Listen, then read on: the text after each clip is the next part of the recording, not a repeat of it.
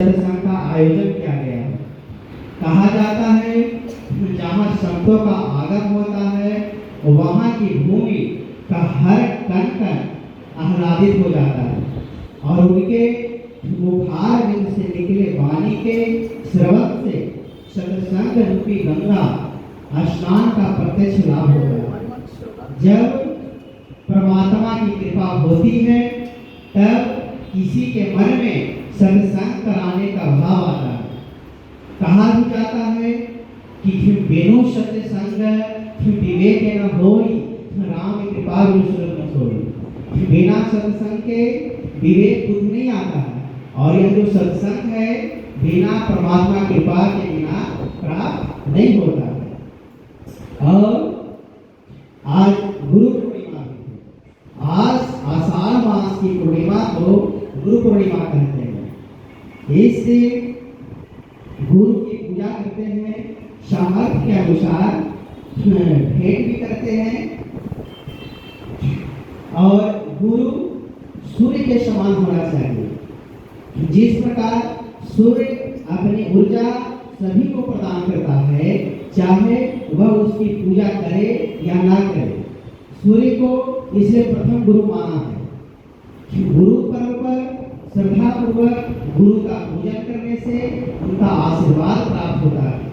हृदय की अज्ञानता का अंधकार दूर होता है। गुरु का आशीर्वाद ही प्राणी मात्र के लिए कल्याणकारी, ज्ञानवर्धक और मंगल करने वाला होता है। इस पर्व को श्रद्धा पूर्वक मनाना चाहिए, अंधविश्वास का आधार पर नहीं। वेदों में गुरु की व्याख्या करते हुए लिखा है कि गुरु ब्रह्मा गुरु विष्णु गुरुदेवो महेश्वरा गुरु साक्षात परब्रह्म तस्मै श्री गुरुवे नमः। श्रीमद् भागवत के 11वें स्कंद के 27वें अध्याय में क्रिया योग का वर्णन है। श्री उद्धव जी ने कहा, भगवान आप हमें क्रिया योग का स्वरूप बतलाएं। एतना वदन्ति मुन्यो मुहुर्ति शेषर्णिना नारदो भगवान व्यास आचार्यो अंगिरसत्। देवर्षि नारद, भगवान व्यास तथा आचार्य बृहस्पति इत्यादि महर्षि तथा ऋषि मुनि बतलाते हैं कि क्रिया योग के द्वारा भगवत प्रार्थना ही मनुष्य की परम कल्याणकारिणी है। इस क्रिया योग का उपदेश आपने ही सर्वप्रथम ब्रह्मा जी को दिया था। उनसे ही भृगु आदि महर्षियों तथा भगवान शंकर ने प्राप्त किया था। यह क्रिया योग समस्त जीवों की कल्याणकारिणी है। क्रिया योग सर्वोपरि योग तपः स्वाध्यायेश्वर प्रणिधानी क्रिया योग। तप, स्वाध्याय और ईश्वर प्राणिधान क्रिया योग है। चित्त को सरल और एकाग्र बनाने वाले उपाय को क्रिया योग कहते हैं। जिनका चित्त चंचल है, इंद्रियां विषयों की ओर प्रवृत्त रहती है और सांसारिक वासनाओं भोगों में लिप्त रहते हैं, राग द्वेष घृणा आदि से जिनका मन मलिन है, मन भटकता रहता है, ऐसे मानव के लिए अभ्यास और वैराग दोनों कठिन है।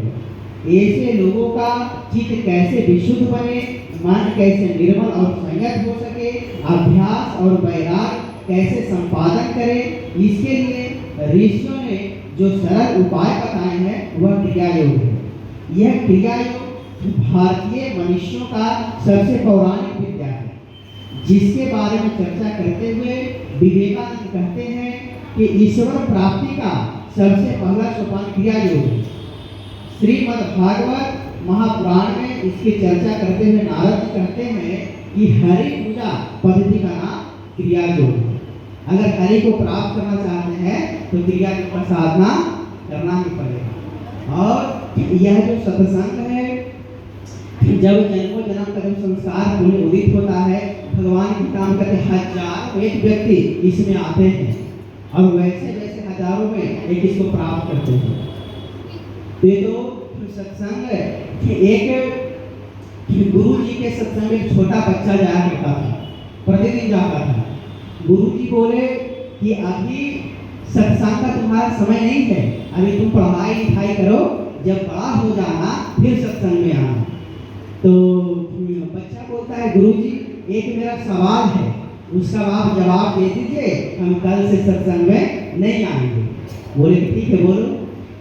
तो बच्चा बोलता है गुरुजी मेरी जो माँ है जब खाना बनाती है तो चूल्हा में मोटा लकड़ी भी डालती है और पतला लकड़ी भी डालती है, तो मैं देखता हूँ कि मोटा लकड़ी देर से जलता है और जो पतला लकड़ी है वो जल्दी जल जाता है।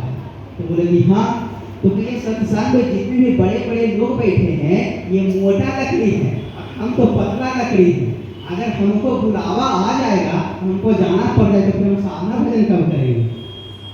तो कहती वाह बेटा तुम भी जैसा शिष्य का मुझे जरूरत है। समझ गए? ध्यान लगा कर सुनो ये साधक ज्ञान का